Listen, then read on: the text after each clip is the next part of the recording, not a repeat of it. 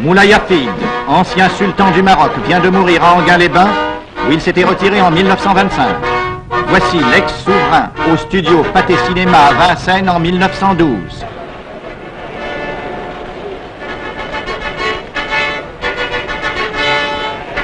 Moulay Hafid disparaît au 25e anniversaire de l'institution du protectorat français au Maroc. C'est à faire dans son palais que fut signée par lui le 30 mars 1912 la convention franco-marocaine. Elle fixait le principe de réformes reconnues indispensables pour affermir la souveraineté du sultan, rétablir la paix, faire renaître la prospérité dans le pays. La plus grande misère régnait alors sur l'empire chérifien, livré sur la plus grande partie de son territoire à des désordres sanglants. Le général Lyautey, nommé résident général au Maroc, mit aussitôt en œuvre de puissants moyens pour occuper et pacifier le pays. La conquête de Taza ouvrit le chemin de l'Atlas, où s'agitaient de redoutables tribus rebelles. L'occupation de Taza permit aussi de réaliser la liaison avec l'Oranie par chemin de fer à voie étroite.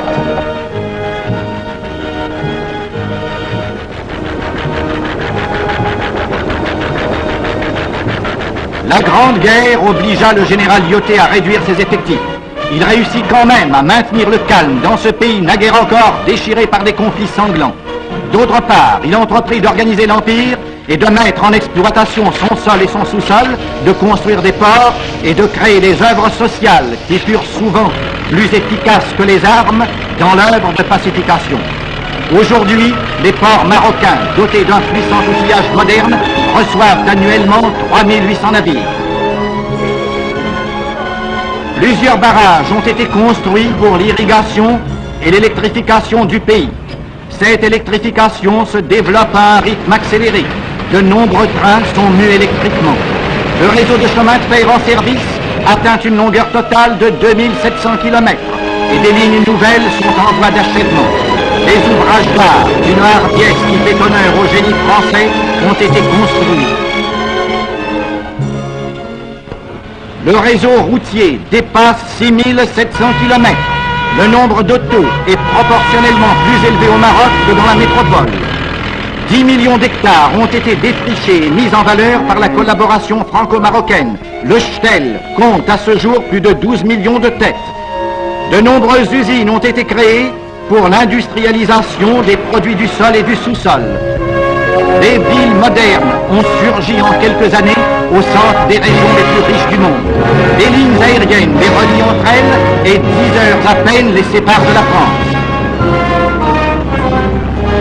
Le maréchal Lyautey a eu soin de ne pas toucher aux villes marocaines, conservées comme autant de témoignages historiques de l'antique pays des sultans.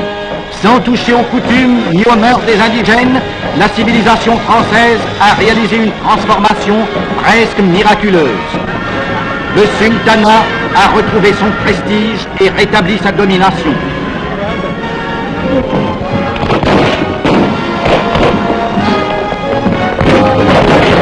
Telle est l'œuvre accomplie en 25 années de protectorat au Maroc. La paix française continue de favoriser l'œuvre humaine entreprise à l'abri des deux drapeaux dont l'union symbolise la prospérité et le bonheur du peuple marocain.